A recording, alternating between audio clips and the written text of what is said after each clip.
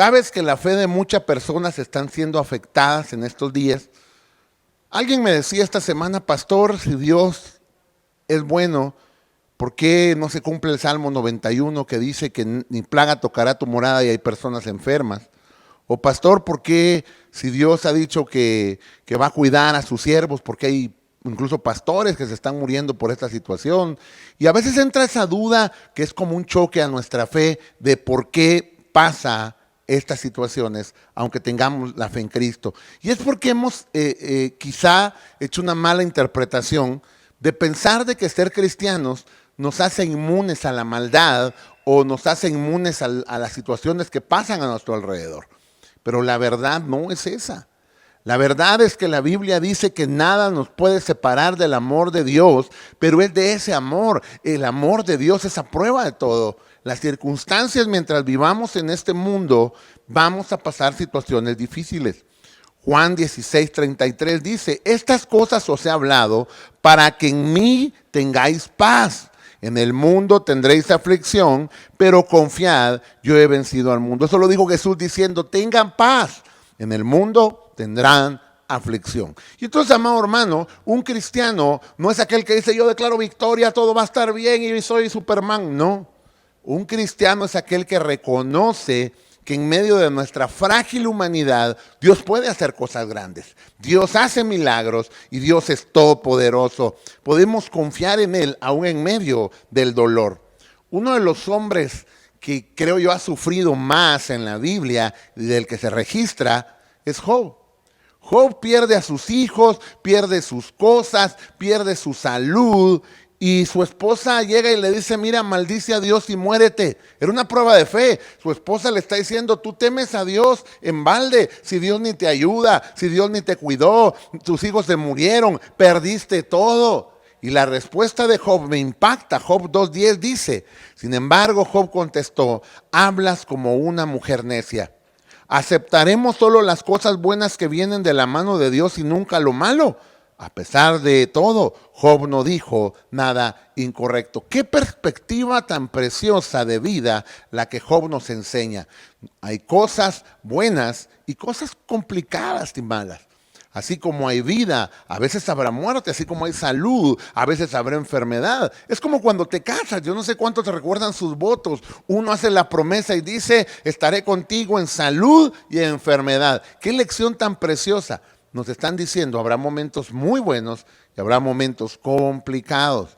Entender esto nos ayuda a tener una fe fuerte, porque nuestra fe no depende de que las circunstancias vayan bien, sino depende de que Dios está con nosotros en las buenas y en las malas. Así que hoy quiero darme a la tarea de explicar algo que en algunos momentos lo he explicado, pero quiero hoy traerlo de nuevo a la mesa, porque me preocupa que algunos tienen crisis de fe ahora mismo, pensando, Dios me abandonó, ¿por qué me pasó esto? Dios no es bueno, Dios no es todopoderoso, mejor voy a ir por allá con el Señor que me lea las cartas, o la señora que cura, tal vez Él es más poderoso que Dios, y eso me va a proteger. No, tenemos que aprender que todas las cosas, por lo menos yo creo que pasan por 4 cosas en nuestra vida. Número 1, a veces tenemos que entender que habrán ataques del enemigo. A veces vendrán cosas que no vienen de parte de Dios, pero que nos hacen daño. Mateo 6:13, en la oración del Padre Nuestro se menciona esta frase. No nos metas en tentación, mas líbranos del mal. Eso nos hace darnos cuenta que hay una lucha externa por hacernos daño. Tentaciones y el mal. ¿Se das cuenta que son 2 cosas diferentes? Las tentaciones es aquellas cosas que vienen a empujarnos para hacer lo malo, lo incorrecto, lo que no debemos. Pero el mal es aquel ataque hacia nuestras vidas que quiere destruirnos. Muchas de las cosas que tú ves, de los milagros que Jesús hizo, los hizo, por ejemplo, hubo tormenta y reprendió la tormenta. También una mujer tenía un espíritu de enfermedad y Jesús lo reprendió. Esto era algo del enemigo. Primera de Juan 5:19 dice de la siguiente manera: sabemos que somos hijos de Dios y que el mundo que nos rodea está controlado por el maligno. Hay una realidad a nuestro alrededor. Tenemos un enemigo, el enemigo de nuestras almas, que muchas veces vendrá a traer temor, a traer enfermedad. Yo debo aprender a tener el discernimiento para que cuando algo es un ataque del enemigo, ¿qué debo hacer yo? Reprenderlo. Santiago capítulo 4, versículo 7 dice: someteos a Dios, resistid al diablo y huirá de vosotros. ¿Te das cuenta de la clave cómo peleo cuando vienen cosas que vienen del enemigo? Uno, me someto a Dios. Someterme a Dios es estar bajo su voluntad, bajo sus designios. Y luego dice, resistan al diablo. Resistir al diablo no es aguanten al diablo. Ay, el diablo. No, resistir al diablo es una resistencia activa. Cuando yo estoy pasando situaciones complicadas, debo tomar autoridad en oración. Efesios capítulo 6 nos habla de eso, que nos vistamos de la armadura de Dios para que resistamos el ataque del enemigo. ¿Cómo actúa el enemigo? A veces traerá pensamientos que no vienen de Dios. Esos pensamientos negativos, esas situaciones que vienen a mi corazón, yo debo aprender a reprenderlas. A veces vendrán situaciones a mí que debo aprender a reprender en el nombre poderoso de Jesús. Y dice, resistid al diablo y huirá de vosotros. Así que hay cosas que vienen porque son ataques del enemigo. Lo que pasó a Adán y Eva en el huerto fue un ataque de Satanás, una tentación que vino a destruir su comunión con Dios. Cuando el enemigo se encontró con Jesús, la Biblia dice que lo tentó. Y cuando lo tentó, Jesús tuvo que enfrentarse a él, sometido a la voluntad de Dios, pero lo logró resistir. Así que hay ocasiones en las que, por ejemplo, alguien pelea con un vicio y la tentación viene. Este es un ataque del enemigo, es una tentación y debemos aprender a vencer esas situaciones.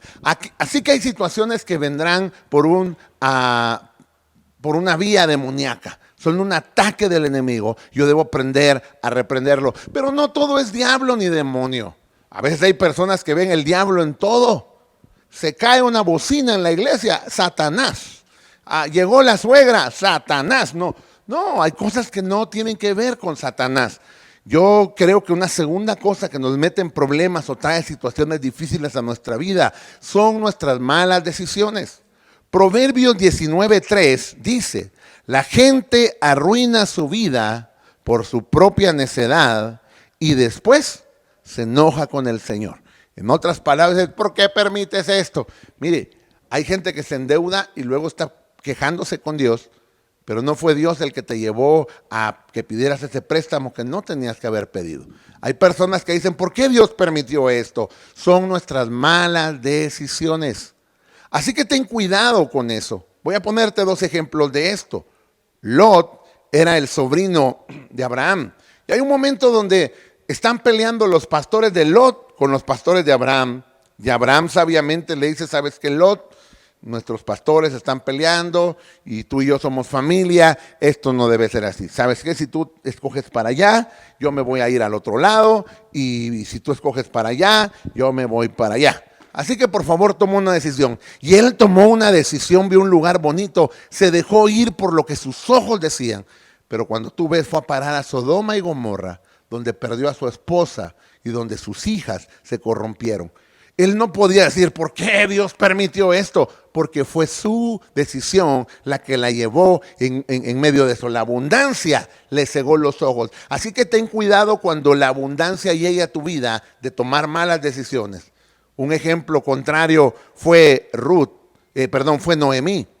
Noemí estaba en Belén, en un lugar precioso, ahí tenía a su esposo, a sus hijos, pero empezó a haber hambre en la tierra y ella puso sus ojos en otro lugar por la escasez, al contrario de Lot. Y salió de allí y en el camino sus hijas se casaron, pero muere su esposo, mueren sus hijos y ahora se quedó con sus dos nueras. Y sabe lo curioso, regresó a casa y dijo, por favor ya no me llamen Noemí, ahora me llamo Mara. Mara significa amargura. ¿Por qué paró allí? Y ella dice, porque Dios hizo esto. No fue Dios el que hizo eso.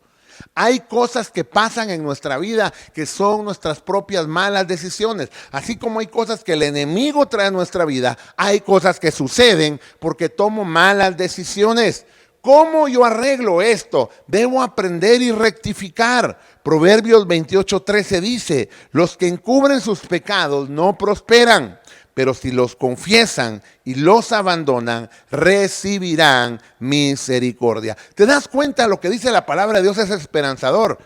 Voy a parafrasearlo. Si la regaste, si hiciste las cosas como no debías, debes confesar tu pecado, apartarte y recibirás misericordia. En otras palabras, hay oportunidad de rectificar nuestra vida cuando hacemos cambios.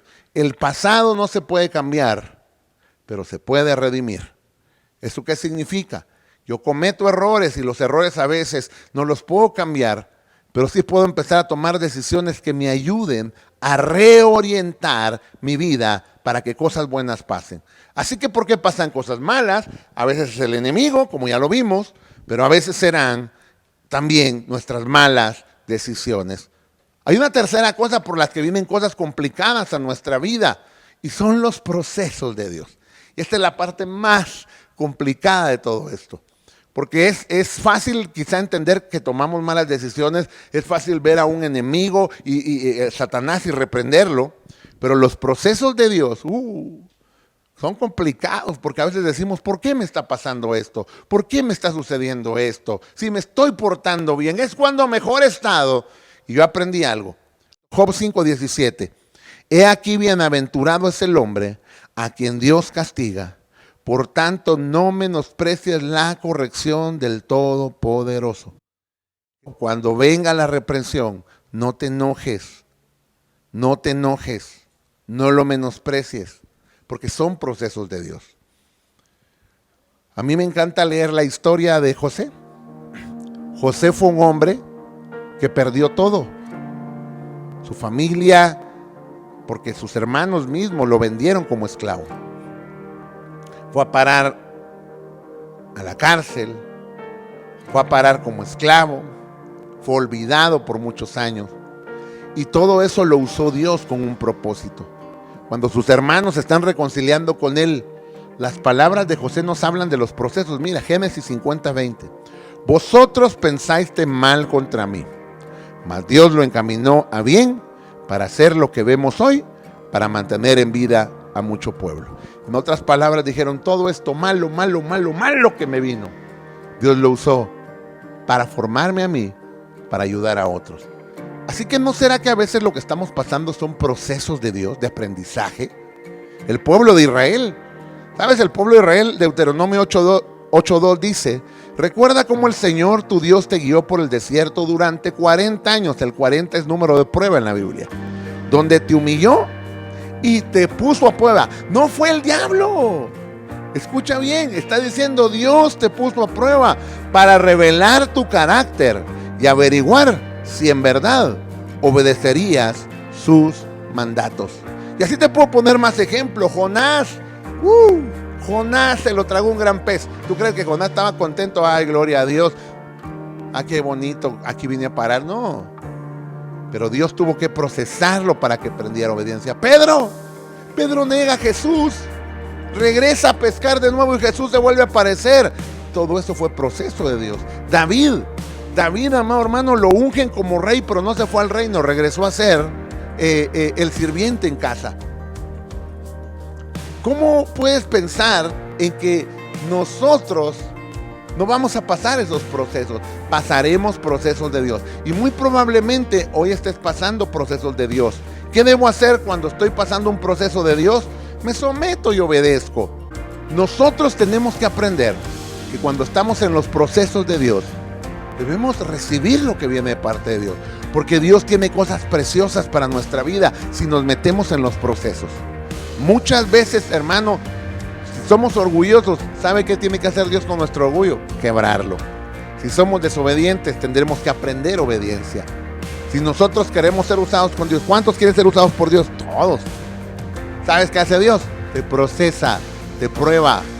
¿De verdad quieres el llamado? Ese es el momento.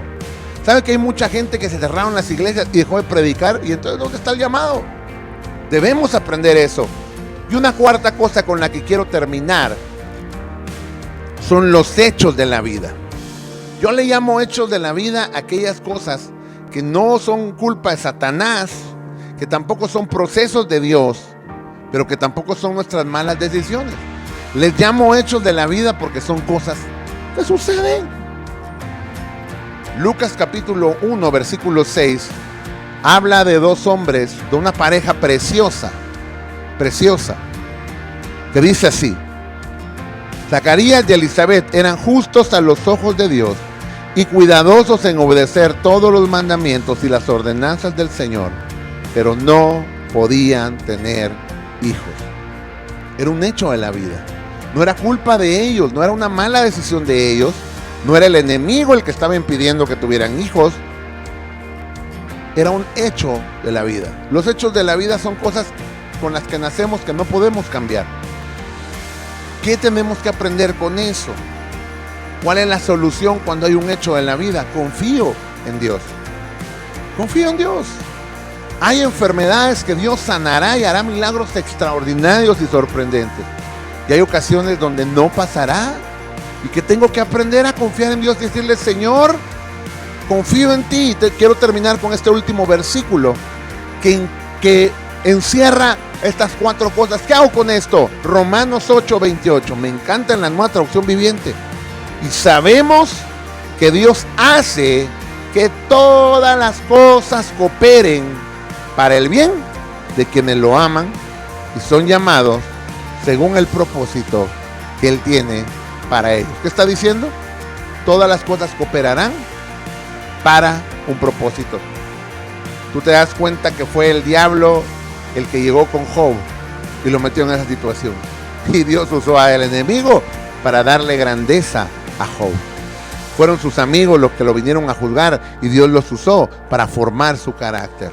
Y fueron esos mismos amigos y gente que lo vio la que le ayudó a recuperar esa grandeza que había tenido a través de regalos que le hicieron. ¿Qué es lo que yo quiero dejar en tu corazón? Todo lo que estás pasando cooperará para el propósito que Dios tiene para ti. No te quejes. Si es un ataque del enemigo, resiste en el nombre de Jesús. Si ha sido una mala decisión, pide perdón y rectifica el camino. Si es un proceso de Dios, por favor obedece, no te quejes. Pero si es un hecho de la vida, algo que no podemos cambiar, confía en Dios, que Dios obrará. Y estas cosas, consejos tan sencillos, te ayudarán a tener una fe más sólida, y dejarán de creerte ese supercristiano que no le pasa nada malo y que nada lo tocará. No, te convertirás en esa persona agradecida cuando no pasa nada, porque Dios cuida. Agradecida porque Dios suple. Agradecida porque Dios hace milagros. Ese es el enfoque que debemos tener. Ser personas agradecidas con nuestro Dios. Así que, ¿por qué no oramos? Padre, muchas gracias, porque en medio de las pruebas y de las luchas, Tú estás con nosotros, nos sostienes, nos levantas, nos das nuevas oportunidades. Oro por cada uno de mis hermanos. Bendícelos en medio de sus proyectos, de sus procesos, de sus situaciones, de sus circunstancias. Sabemos que estás obrando. Muchas gracias, Señor.